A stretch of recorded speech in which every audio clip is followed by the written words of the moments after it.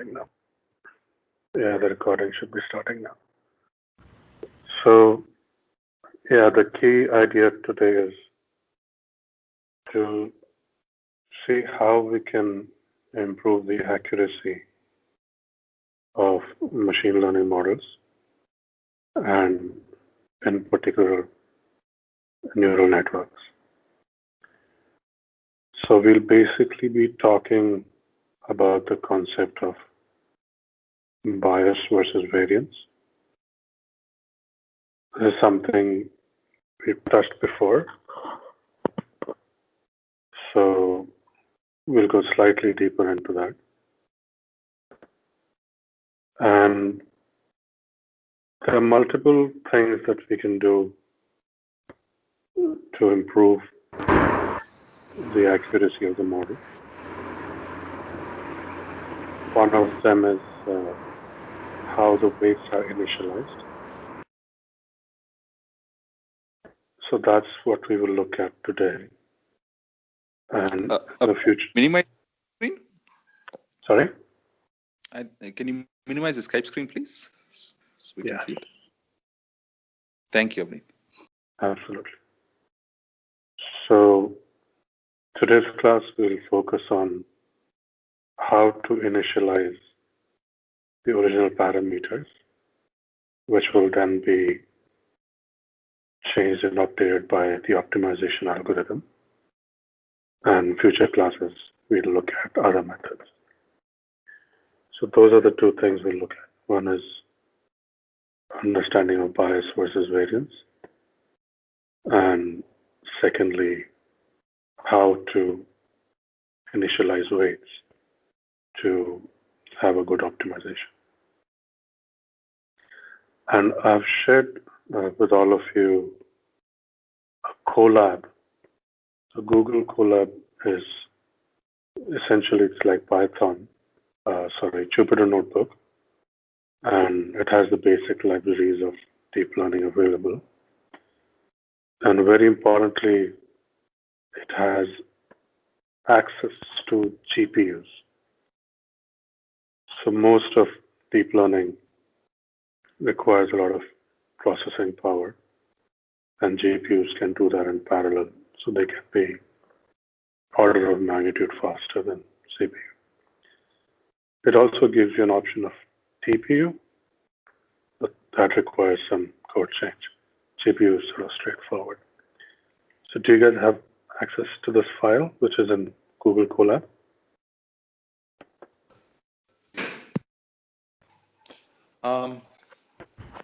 Checking.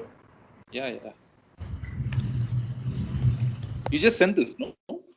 Yeah, I sent the notebook about 2 hours ago. Yep.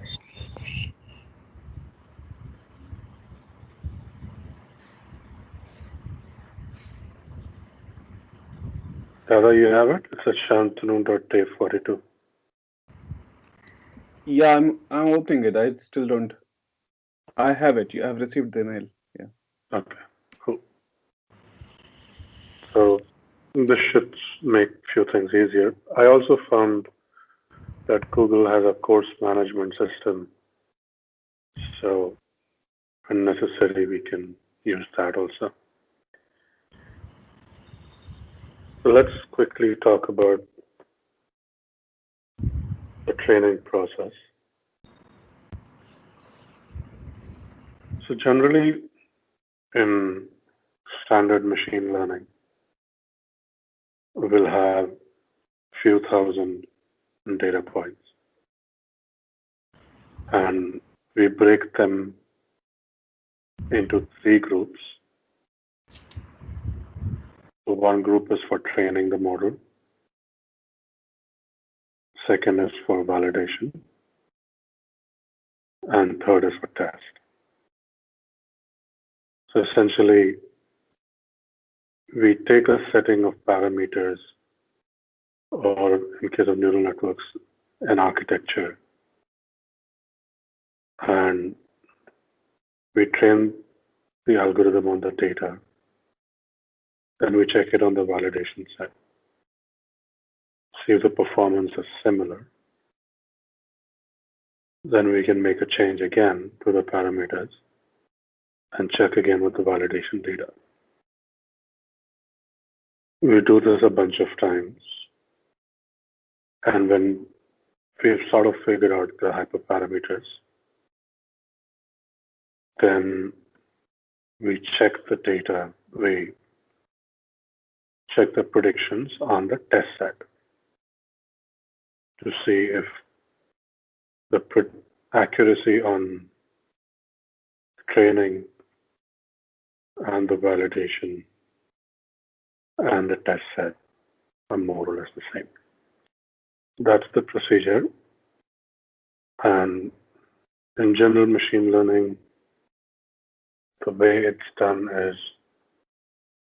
you will have a few thousand data points,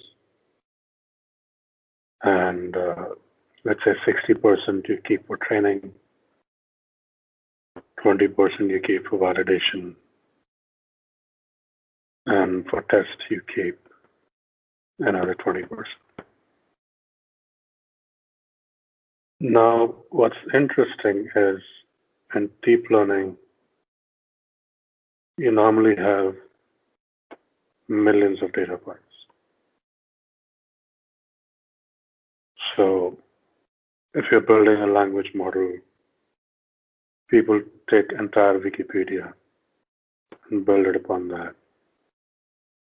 If you're building, let's say, a classifier on cats and dogs or some other kind of image, you can scrape the web and get millions of images. So deep learning tends to like more data. And in those cases, what seems to be the case is that you can give like 98% of the data for training because you have such a huge amount, and you can give 1% to validation and 1% to test. But even that 1% is of a million is a fairly big amount of data, and then you can look at the number and you can resample it and check the accuracy again, build some confidence intervals around it. But essentially, you can give most of the data, about 98, 99%, to training. And what's the other interesting thing is that suppose you have an application and that is generating a few thousand images. And you actually need many, many more for training. You need millions. So in traditional machine learning, the rule of the thumb was that all the three types of data should come from the same population. In deep learning, seems like you can get away with having similar distributions. So let's say you have certain kinds of images for your application. Let's say you're trying to figure out emotions, smiling versus frowning. Then you have those images of your customers. You have a few thousand. You can go online and scrape millions of smiling and frowning images. And that's slightly different distribution from your customers. but you might be able to get away with that. So you can train on the data that you've scraped from the web. But what is critical is that the data that you use for validation and the data that you use for test, those two should remain the same. So for training, you can get from another source, but when you validate the model, when you finally test the model, there the data should be of the population where you'd like to deploy the model. Does this part sound okay? Abneet, Mhm. I have a more basic question. Mhm. In traditional modeling, Mhm.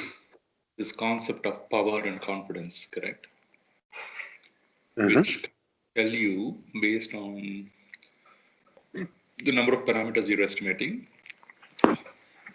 and the variability in the distribution, Mhm. what should is minimum sample size required? For hypothesis testing. Yeah. So is there such a concept here? I mean, like, how do I know that based on the number of parameters I'm estimating in my deep learning model, I should at least feed it 6,000 images instead of 3,000 images? Is there any Mm. concept that defines what is the required sample size for deep learning model to be reasonably reliable? That's a very good question. So in terms of models like regression,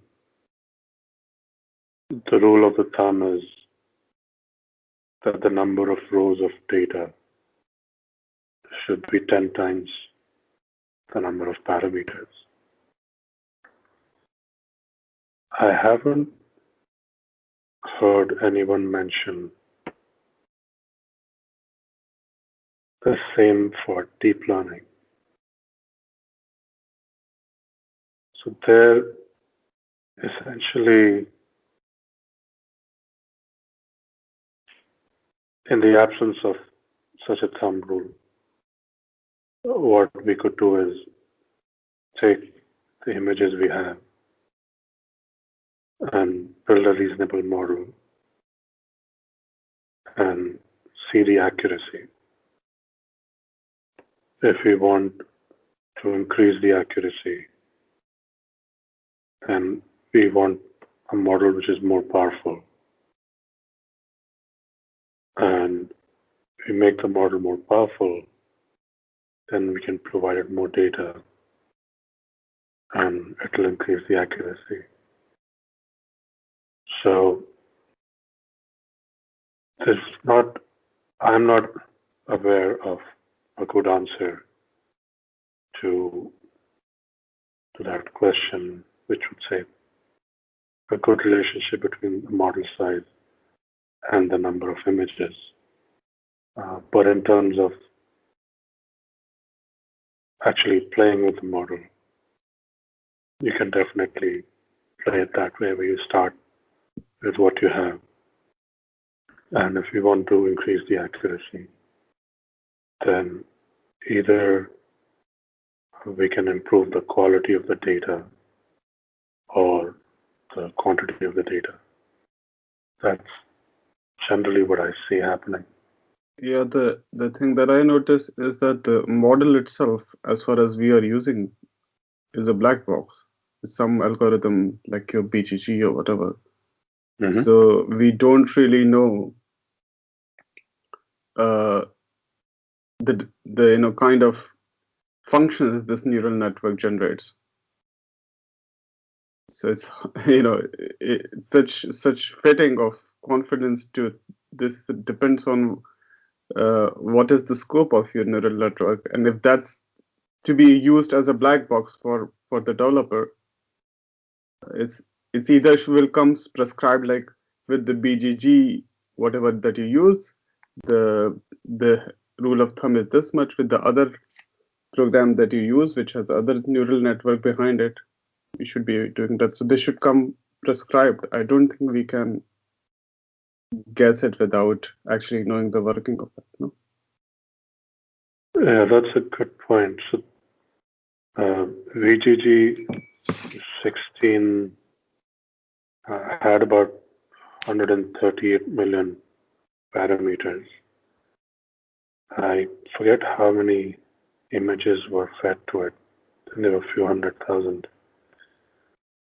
So if you're using something like transfer learning, where a model has proven itself on a certain data set, then the size of that data set gives a good hint of, if you want to retrain it from scratch, how much data might be required. So that's definitely one good place to start.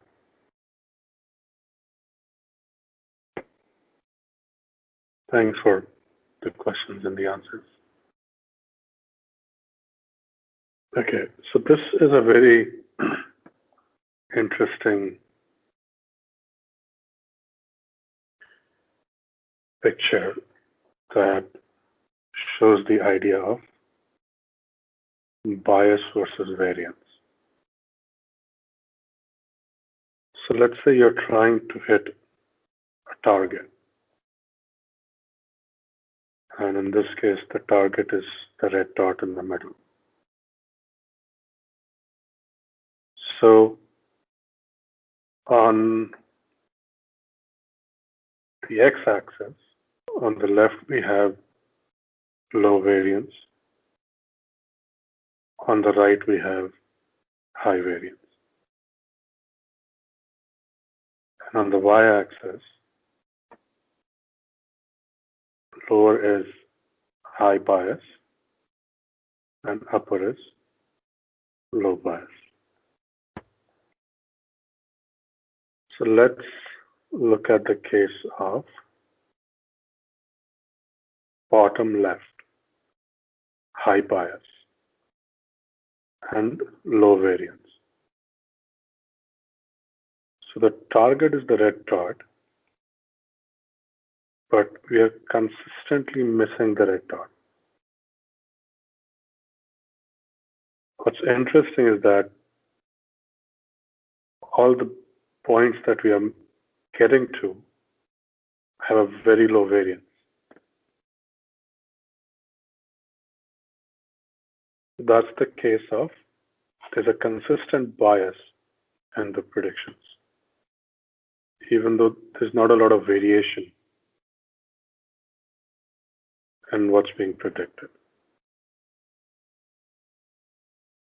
If you look at the bottom right, that is a case where we have a high bias and we have a high variance. So we are consistently missing the target, and we are sort of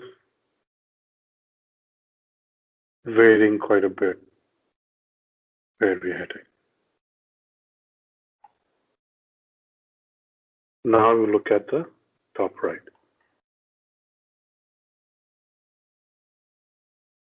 Here the bias is low. So on average,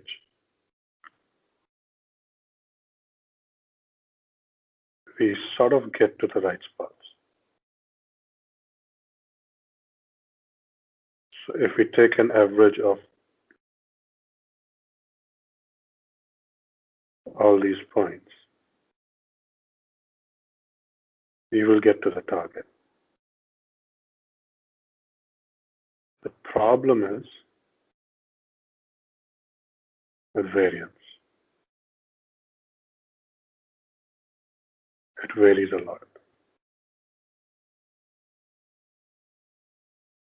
And at the top left is the case where there's low bias. So we hit the target consistently. And the variance is very little. Sort of hitting at the target just about every time. So that is, so most of machine learning tends to revolve around these two ideas. You can have a model that overfits the data. So if you keep taking different samples from the population of your training data, the model that you'll get will be very different.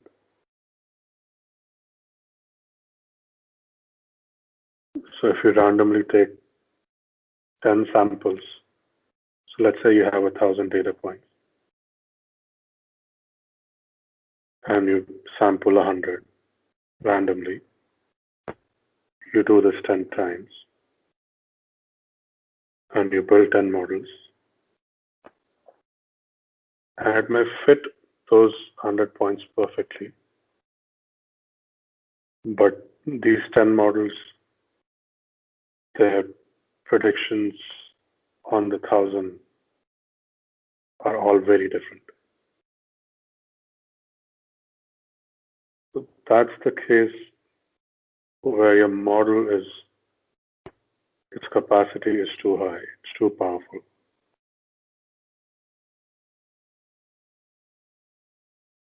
For the given data. So either you can increase the data for the model,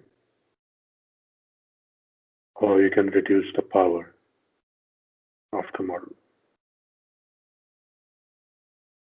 Those are the general ideas. With the bias,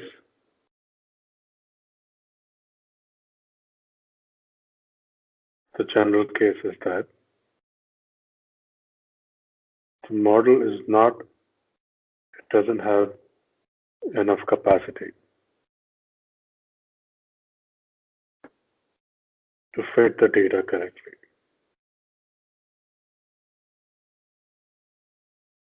So it always misses the target in a consistent way. So if you, in the case of variance, if you have a model that's too powerful, very high capacity, there's a term called VC dimensions that represents capacity. Then if you sample from a data of 1,000 data points, sample 100 points, you do that 10 times, and you get very different outcomes. If you average those, the average works out pretty good.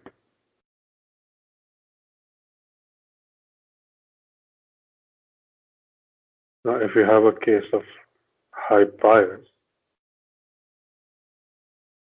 if you do the exact same procedure, you have 1,000 points, you take a sample of 100, randomly chosen, do that 10 times. The predictions will pretty much be the same. Their average won't be better than the individual predictions by much.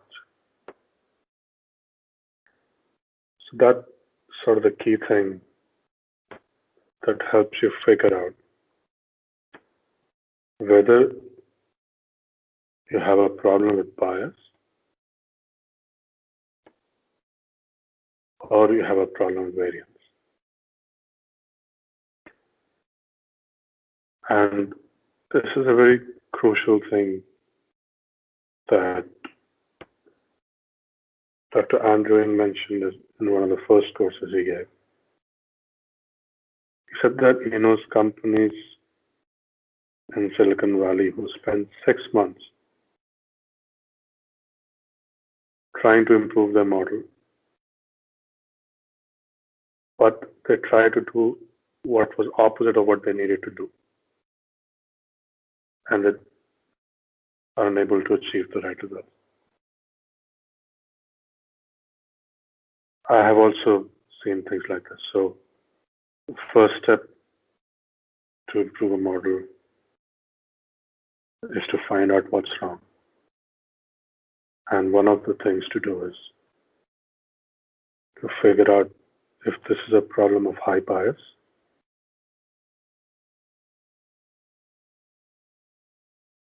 or this is a problem of high variance. And once you have figured out, then let's say it's a problem of high variance, then as we just discussed, we can increase the data or we can reduce the capacity of the model, or in case of neural networks, try a different architecture. If you have a high bias, then we can increase the capacity of the model, or in some cases, try a different architecture for neural networks and see if that helps. Does that sound okay? We'll see more plots to make this idea clear, but does this chart in general make sense? Yeah. Yeah. Awesome. Thank you. So how does this apply to deep learning? It's mostly for modeling, no? So deep learning also has the same issues. But I thought deep learning is more like a discrete model, right? It just predicts certain categories. It doesn't give you a continuous variable. It doesn't give what? Like an output that is a continuous variable. It only says it's for a cat or a cycle or a road, but it will not tell you the speed is expected to be 27.5 kilometers per hour. So that's a very good point. So most of the use cases that we see are of, like in images, are of classification, as you mentioned. In language also, we are trying to predict the next word. Or if we're trying to do like captioning, we take an image, we convert that, create a caption for that. Or we suggest emojis based on what's being written in the chat box. So as you said, those are all classification problems. Now, deep learning is also used for stock prediction, which is a problem of real numbers. And so the definition that Jeffrey Hinton is considered the godfather of deep learning. And he was one of the 3 who recently got the Turing Award for their contribution to deep learning. So his definition is a neural network that has more than one hidden layer is considered deep learning model. or a deep neural network. So in that case, this would sort of apply. And in case of classification,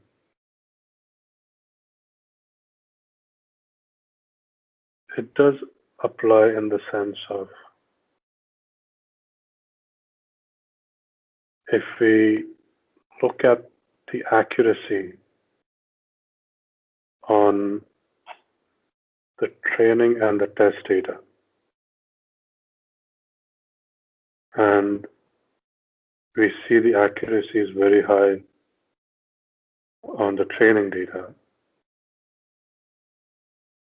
but much worse on the test data. That would mean that the model was too powerful. It has overfit the data, and it had a high variance. So that's how this concept would sort of apply there. Does that answer your question?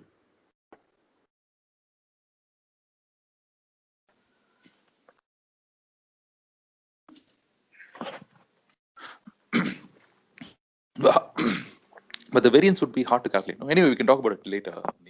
Yeah. You need predicted versus actual, right? The difference between those two for variance calculations. Right. Here, more often, it's if in a classification, it's not easy to do that. If it's instead of a cat, you say it's a dog, you can't subtract the two and say this is the difference. It's either 100% or 0%. Right. But the model gives you a number, right? How accurately it thinks it's a cat. Right. So on a given data set, you would get the accuracy numbers. Okay, fine. Okay. So this is the same idea explained in terms of a standard model.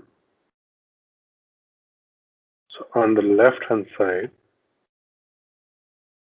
we have a case of high bias. So we have a model which is theta 0, which is a constant, plus theta 1 into x. Let's say you're trying to predict the price of a house based on its size. The red points are the actual data points we're trying to fit, and the blue line is our linear model. So it'll always be off, and it doesn't have enough capacity to fit these data points. If we sort of resample the data and keep building linear models, they'll always have a certain amount of error from the actual data. And that error remain fairly constant and it won't decrease. On the extreme right, we have the same 5 data points. And now we have theta 0 to theta 4, and we have essentially a cubic term, x to the power 4, x to the power 3, and 2, and a linear term. So it is able to fit every data point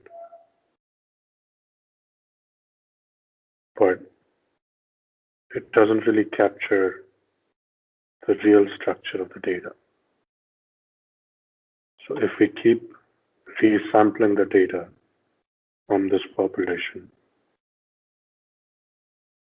and we keep building the model with these features, it'll keep overfitting and it'll constantly be off from the target. And it'll constantly be off in different amounts. If you take an average of all of those, then you'll get something close to the target. If we take the middle one, that is sort of the right model. So it doesn't have too high a bias, too high a variance. Any question? Okay, so I think my sense of variance is off here, Ravneet. Mm-hmm. The third model variance is exactly 0, correct? It is exactly lining up with the predicted ones. It will have a high variance on test data. Sorry? The error is 0. Yeah. The variance would be how much is it varying if we resample the data and we keep rebuilding the models. The prediction from those will keep varying, and as was that Vijayashree? Divya. As Divya mentioned, the error on the training set, that will be pretty high. Sorry, test set. The validation, you mean? Yeah, the validation. And So the variance really is applicable to the validation data set.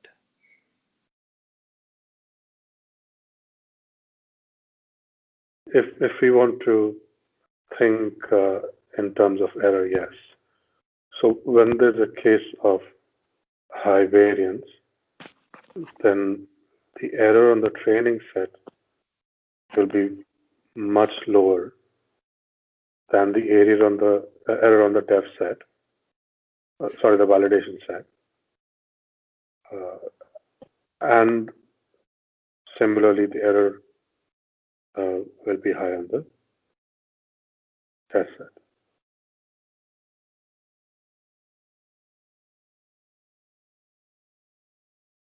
Okay, so fine. Let's go on.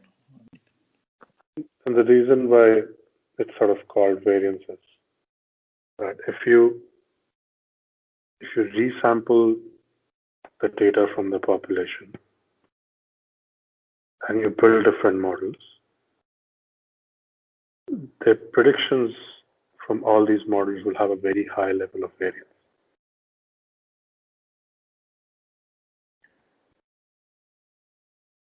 So let's say the size in this case varies from 500 feet to 10,000 feet. And you're getting a prediction for a house at 500 feet. And you have 1,000 houses. You randomly sample the data 10 times, each with 100 data points, and build 10 models. Those 10 models may have 0 error on the 100 points they were trained on. But let's say they didn't have a point related to 500 feet size. Those 10 models will have very different predictions for a house that has 500 square foot. Now, if you take the average, you might be sort of close to the real data. But individual models will have a very high variance in their predictions. Does that make sense?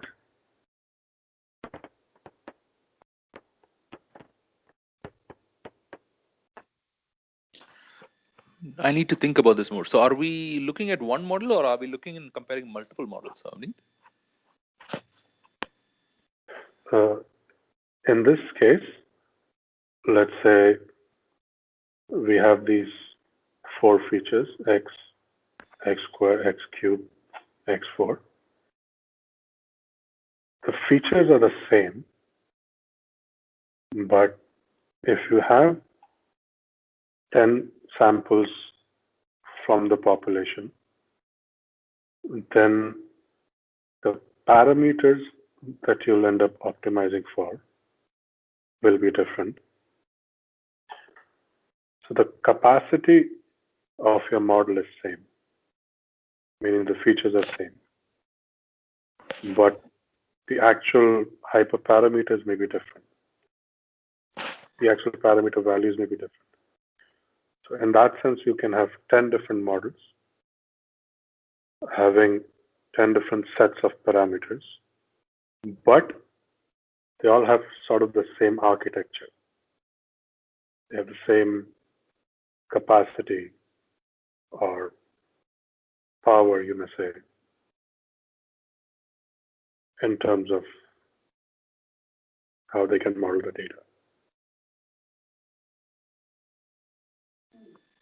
Okay, let's continue, Avneet. I need to think a little more because I think I'm getting mixed up with my old ideas of this bias and variance. Sounds good. This is the exact same thing. You can skip this. So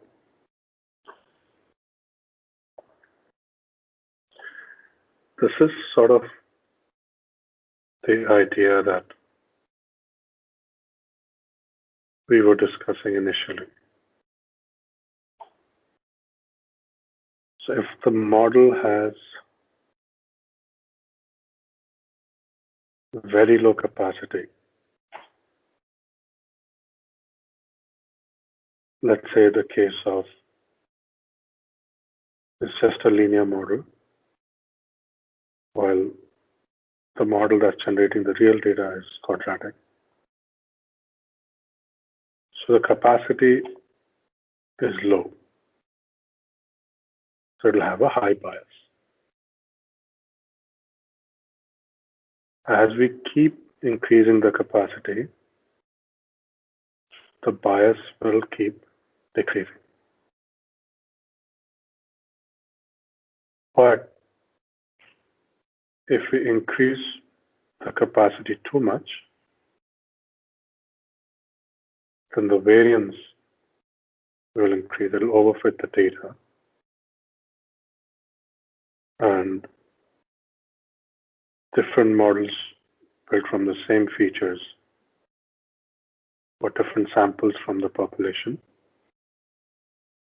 will produce very different predictions.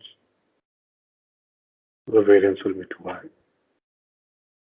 And what we want to do is essentially find a balance. And that balance is essentially when the difference between the error on the training data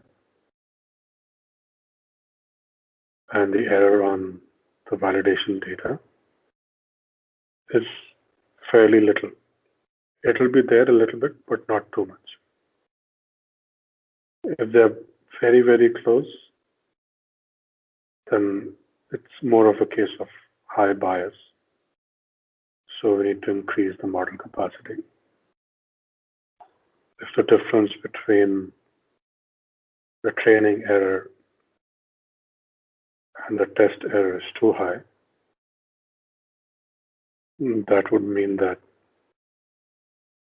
we have too much capacity. The model is overfitting. So we need to give it more data, or we need to reduce the capacity of the model.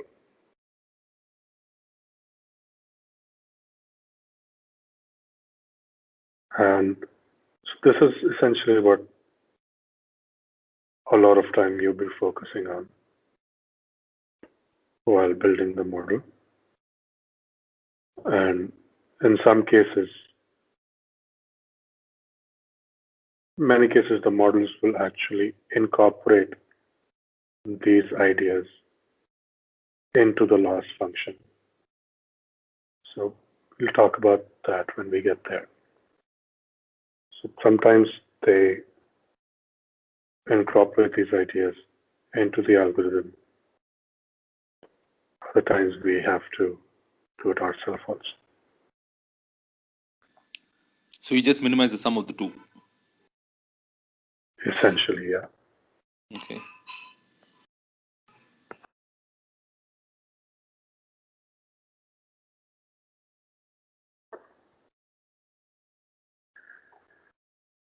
So, okay, the next thing that we'll talk about is sort of initializing the data, the parameters. So let's look at a single neuron. So in a neural network, we essentially have these three inputs coming in, x1, x2, x3. And we have these weights.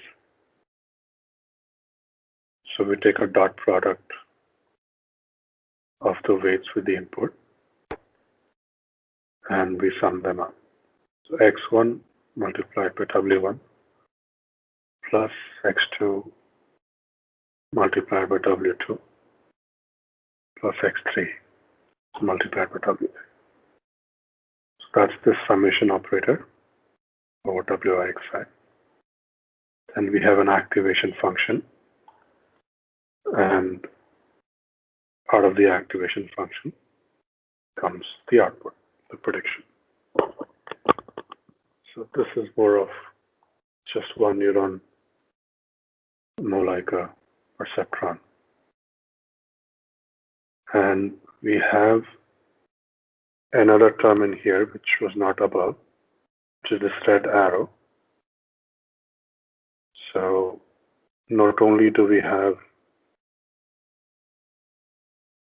the input multiplied by weights, we also have a bias term. So essentially W1 is multiplied by W by xi plus a bias term. So these weights and the bias term are the parameters that the model is trying to learn. Is there one term or n terms, bias terms? So in this particular case, it's n terms. It's actually n terms for the weights and one term for the bias.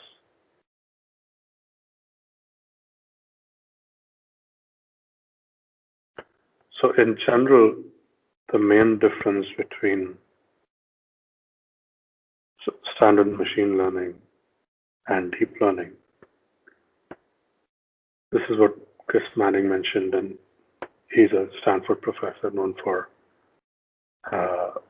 his expertise on NLP. He said that standard machine learning wasn't much of AI. Essentially, we had a bunch of features, and then we did numerical optimization to provide weights to those features. And that's sort of what we're doing here. We are feeding features, those are our x values, and then we multiply those with weights, and the bias term is added. And the weights and the bias term is what we're trying to learn.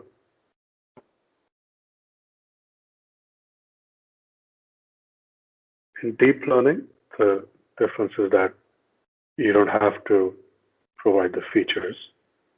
the model learns the features on its own. So that's the main difference between deep learning, why it's closer to AI as opposed to traditional machine learning. So an optimization algorithm will be needed to learn these weights and these biases. And essentially, what is the initial values that we assign to these weights and biases has a huge impact on how much time it takes to converge to the optimal values. And also, if we're having a certain amount of limited iterations, it'll end up deciding how well we converge, how accurate our model is. So that's one of the key points. The other thing is that we'll discuss later the idea of exploding and diminishing gradients. So when we have, those are some problems with deep neural networks. And to help with those also, it's very critical that the initialization is done in a thoughtful way. So that's what we focus on now. So what we have here, so I'd encourage you to go through these functions. I don't think we'll have time to go through it today. But essentially, these functions are all that you need to implement a neural network.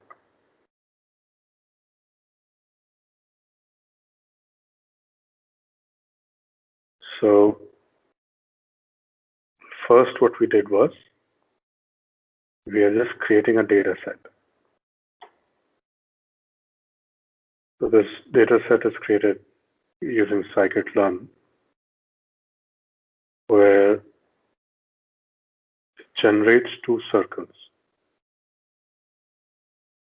of two different radius, and it adds some noise to them. So one class is red dots, the other class is blue dots.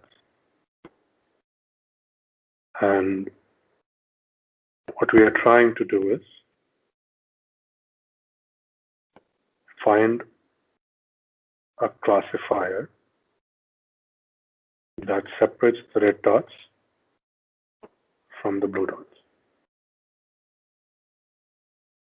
Does that sound okay? Okay. Okay. So essentially, we have our training data, which is train X,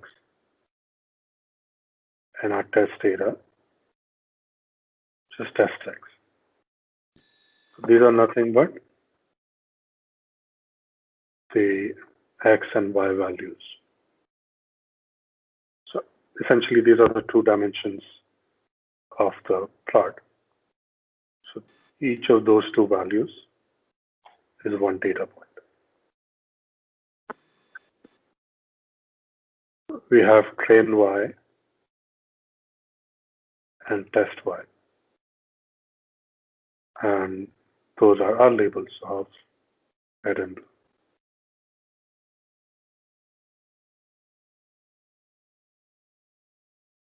So this is our function that takes the X and the Y value which uses this learning rate. And it has a certain number of iterations. We are picking 15,000. We are telling it to print the cost function. And this is the default, but we'll give it different values at different points in time.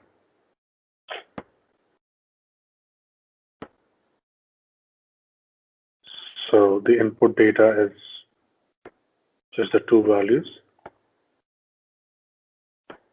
for each data point, and then there's label. So let's look at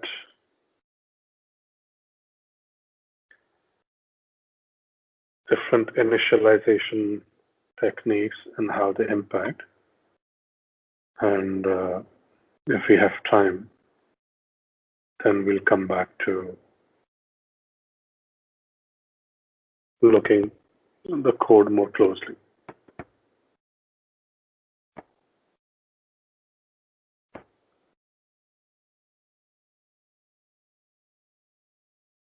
So one option is to initialize all the weights as zeros.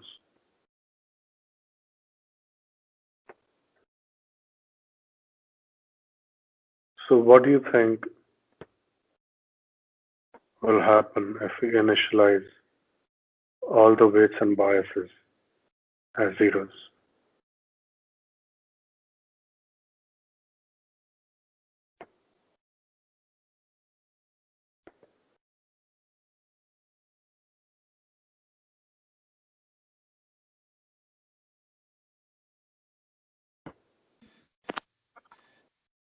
Let's run this and see what happens. How is it increasing or decreasing? Which one is increasing? It's going to give you 0, correct?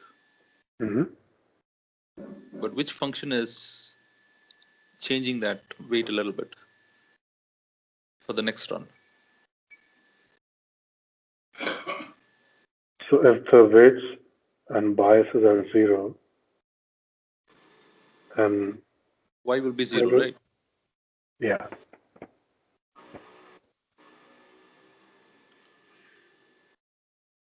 Okay, run it.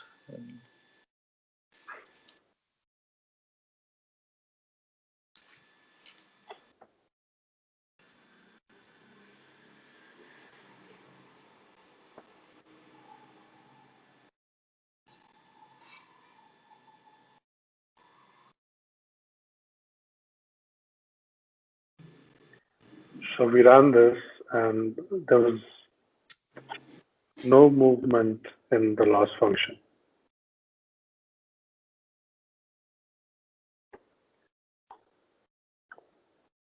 So there are sort of two issues. One is that everything ends up going to 0. The other thing is that all the neurons are essentially getting the same value.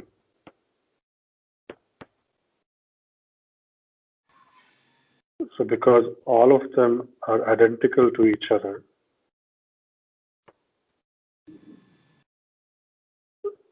they're all not adding any extra value. Anytime we initialize the weights and biases to be exactly the same,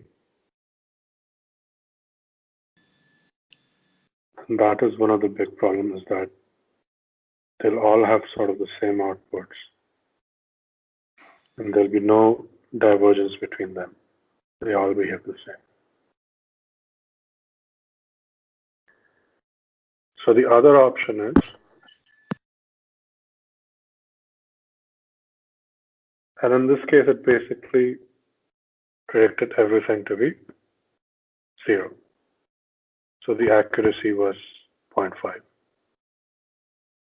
It got half of them correct and half of them wrong. And this is just a plot showing that it gave the same prediction to all the data.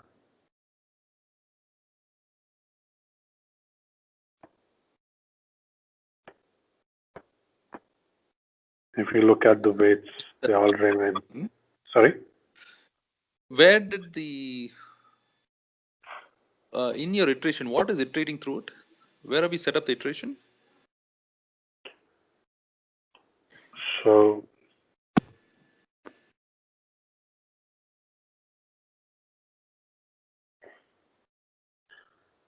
Okay, this is initialization, correct? yeah, this is what the model is going to use for the initialization. The model is here. Okay, I see. Where is it running through the iterations? So those are all initialization 1, 2, 3. It ran through 25,000 iterations or something like that, right? Mm-hmm. 14,000 iterations. Where are we telling it to run through those number of iterations? Here. Mm-hmm. Okay.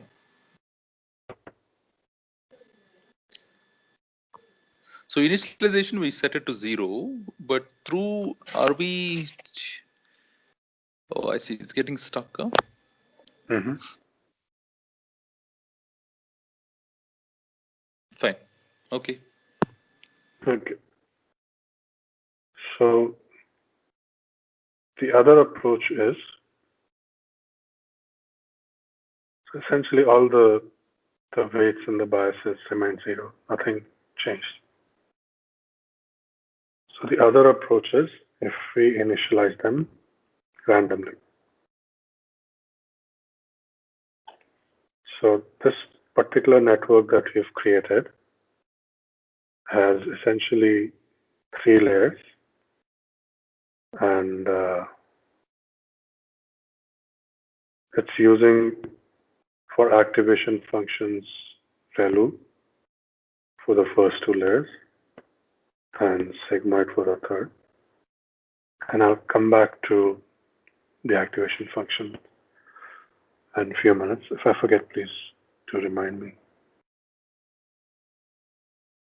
So let's run this thing. Can you guys run it on your side also? Are you able to?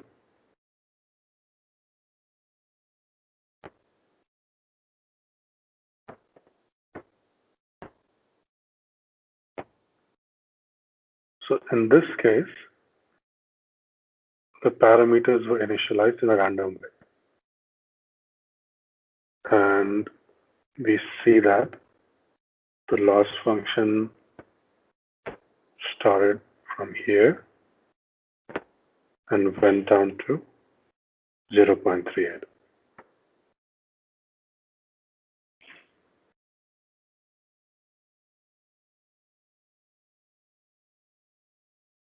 This is, of course, an improvement. In terms of accuracy, on the training set, it's 0.83, and the test set is 0.86. So it's very close, which means the model is behaving well, and it's much better than the 50% accuracy we got earlier.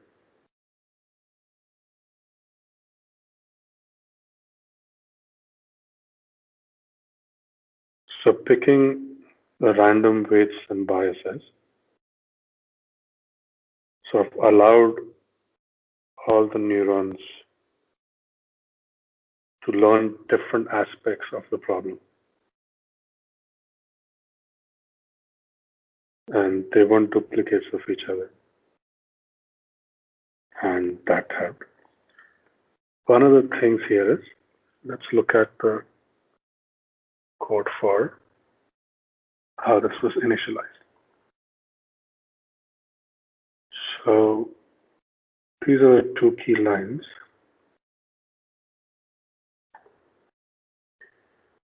Where we use the random function and we multiplied those values by 10.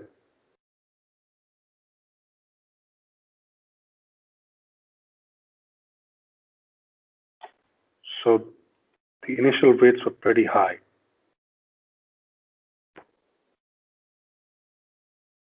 And let's see what the parameter values actually ended up being.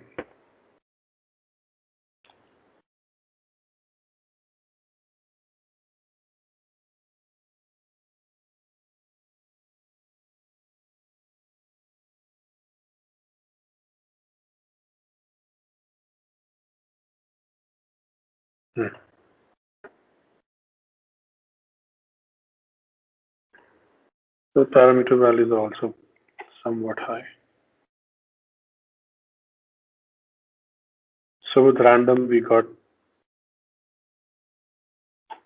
to a decent amount, but the initial starting values were fairly high, and that can be a problem during the optimization, where sometimes there's an explosion and sometimes there's not enough gradient going back to the initial layers. We'll talk about those two in another class. But having the initial values too high can lead to some optimization issues,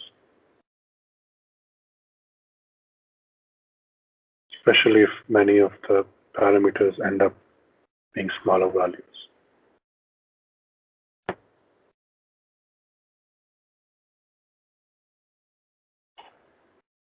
So this one, these are the predictions showing ones and zeros. And this is just a grid map. So we create a grid, and at various intervals, we sort of get a prediction from the model. So this color of red and blue is what the model is predicting. And then the actual dots are the reds and blues. This is about 85% accurate.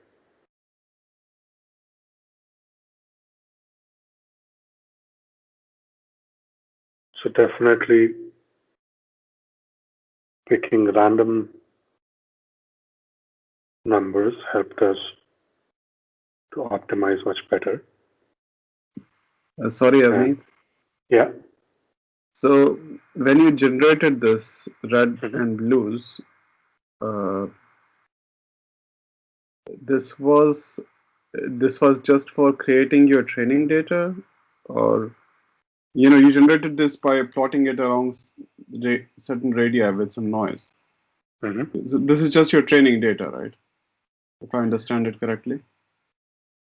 Right. So, and your actual aim is to say that whether your algorithm can tell around which radius my point will is. So when to call it red and when to call it blue should not depend on the noise with which you generated this training data.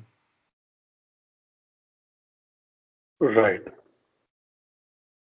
So when we generated the data, it essentially created two circles and added noise to them. Now, and the whole task is, can the model differentiate as to which circle the data came from? But this very much depends on the noise with which you created your. Yes, absolutely. Yeah. Okay. So that is a very critical point, and theoretically it's called the Bayes error.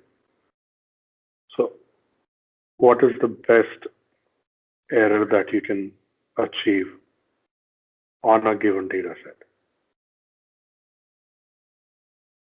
And figuring that out is very critical. because that's sort of the best that you can do. And for that, as you mentioned, the noise level is very crucial, because in this case, if we had more noise, then these two data points would be in each other's space more, and it would be very difficult to distinguish. In this particular case, we kept the noise level low enough, so with a good model, you can actually distinguish between both the labels, both the data sets coming from different circles. Does that answer your question, or did I miss something? No, you already answered my question even before that. I just wanted to be sure this is what's happening when this is what we're doing. Right. Yeah. So, yeah, this is a very interesting thing. So neural networks are, even a single layer is considered a universal function. It can learn pretty much anything, even something like this. Now you can just use the equation of a circle in a regression model and do that. For that, of course, you need the expertise and understanding of the data. A neural network can sort of figure out on its own something as difficult as a circle.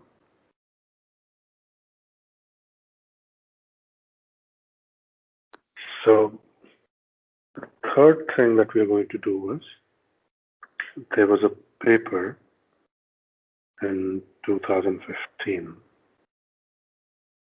by Dr. He and his colleagues, and that essentially generates random data, but it scales it based on the number of layers. And that seems to work pretty well. Let's give this a try.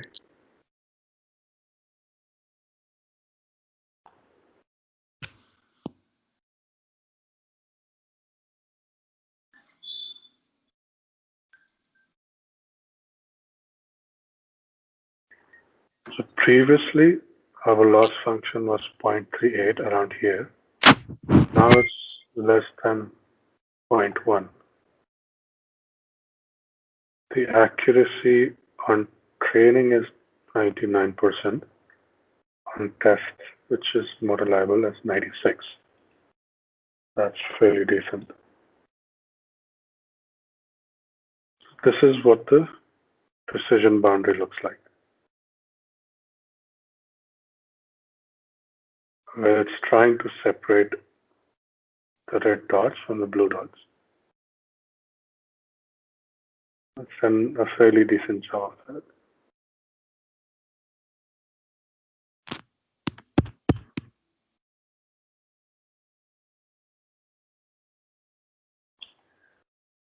So, in general, there are sort of two things that help a lot with optimizing a deep neural network. So one problem is that these numbers can start increasing a lot that are going through the network, and their range can become huge, and that becomes a problem with optimization. So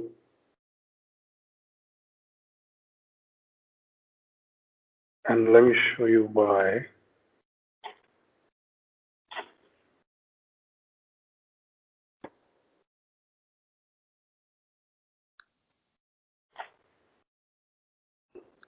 So if the numbers are huge, then you end up either getting a value of 0 when you're using a sigmoid function in activation, or a value of 1, the gradient becomes 0.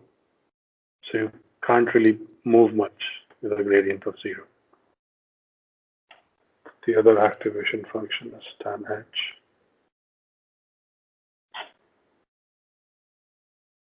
Same story. So what is important is to sort of keep the values centered around 0. And so having an initialization with random numbers and sort of small random numbers centered around 0 is a good place to start. And the initial values are not too high. So the optimization can happen well. The gradients are reasonable. And for the very same reason, tan h is often used as an activation function in the middle layers because it sort of pushes everything between -1 and 1. So those are the sort of two key ideas for today. One of the toughest things with neural networks is sort of optimization. So CNN's convolution neural networks, the paper by Jan LeCun came out in '98. And most of the practical applications on images and deep learning come from CNNs. Most of the practical applications in language come from LSTMs, but that paper came in '97. So the actual popularity happened around 2012 when these data sets showed, these models showed a huge improvement in the accuracy because they're able to find ways and hacks to actually optimize these models. Optimization is sort of the big issue with neural networks. It gets even more complicated when you're dealing with reinforcement learning, which is used in places like robotics. So this is one of the things that will help you. If you see, let's say, a lot of NANs, then most likely your weights are exploding. So one of the fixes for that is to ensure that the initialization has small values centered around 0 and maybe has some tannage functions, activation functions to again center it back if they have exploded too much. So this is one of the tricks in your basket. The other thing that we discussed is the bias and variance. So in traditional machine learning, if you improved one, you would have to give up on the other. There was a trade-off. In deep machine learning, you don't have that trade-off as strictly as traditional machine learning. You can actually just improve on your variance or just improve on your bias without impacting the other too much. And so that is sort of the fundamental idea, is to look at the error on your training data, look at your error on the test data. If there's a huge gap, then you probably have a high variance. If there's nearly no gap, then you might have more of a bias issue. You have a high variance, you can solve it by you make it more data, or reducing the capacity of the model. And if it has high bias, then you can increase the capacity of the model and improve the prediction. So those were the two ideas. There's a lot of code in here, and pretty much this code builds the entire neural network, does the entire optimization. I would encourage you to play with it. You can go to the initialization and make some changes to that. So in the second case, we'd multiply it by 10. You can increase that, decrease that, see how it optimizes, and play with those kind of things. Instead of initializing with zeros, you can initialize it with, let's say, 1s or 0.5 or something like that. So you can play with that to get a sense of how the initialization impacts. And you can sort of read the entire code and get a sense of how a neural network is built and optimized. So that should be a fun homework for you. That's all that we had planned for today. Do we have any questions? Where is the file you uploaded for the first, this one? Say that again, please. You have a command to upload files, right, at the beginning? Right, those were image files. Where is that? Is that on Google or? So this file, like this image, I uploaded it from my desktop. I got it from Google, put it on my desktop, then uploaded it to the Colab. Okay. Do you see it in your Colab file?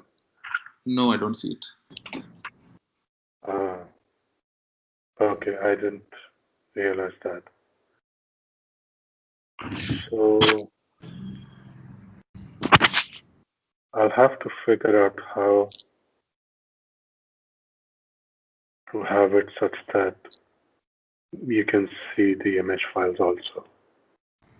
So I'll dig into that. Thanks for sharing that point. No problem.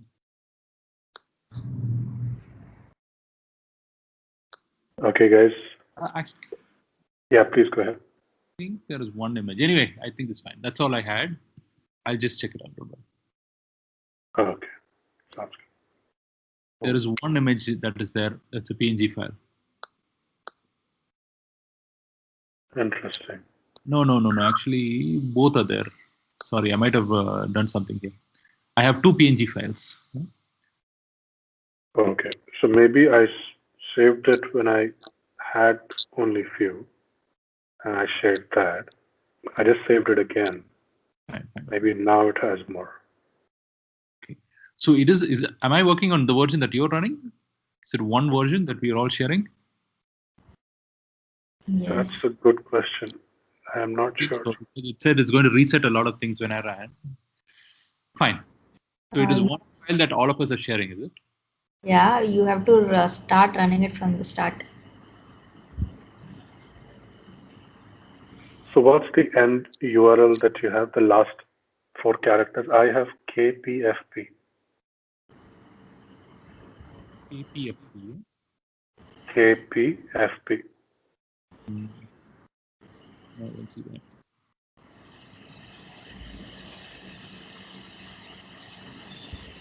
Maybe it's a copy of the version here. So this is my URL.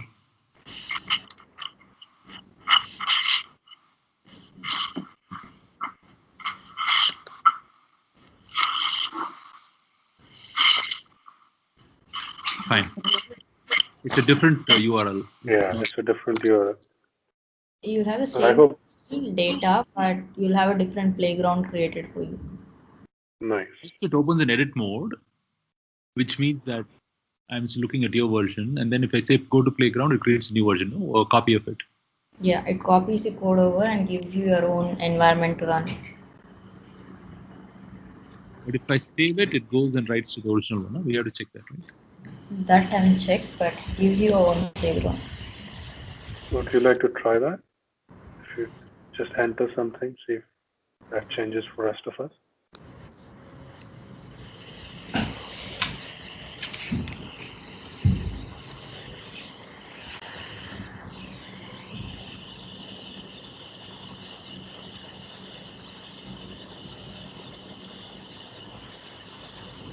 So I have 3 saves in the drive, a copy as a GitHub disk, or a save a copy in GitHub.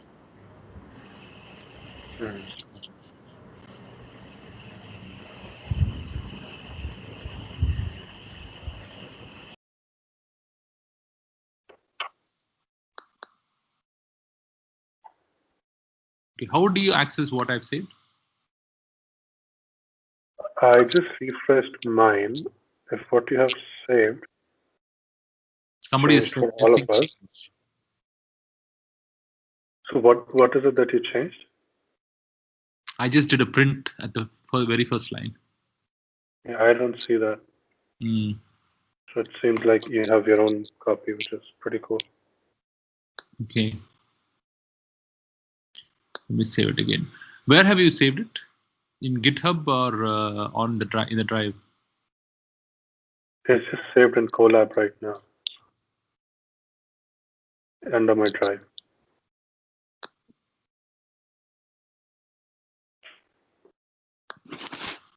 Okay. This is just like any Google document. Yeah, it's just creating copies and copies of it. That's all. So it's not a shared environment, it looks like. Fine. Okay. Thanks, Samir. And it has this cool thing where if you go to settings, you can pick GPU. Okay. Okay. Cool, guys. Have a wonderful weekend. Thank you. Take care. Yeah. Bye. Can you stay 2 minutes later? Yes, I'll just stop the recording.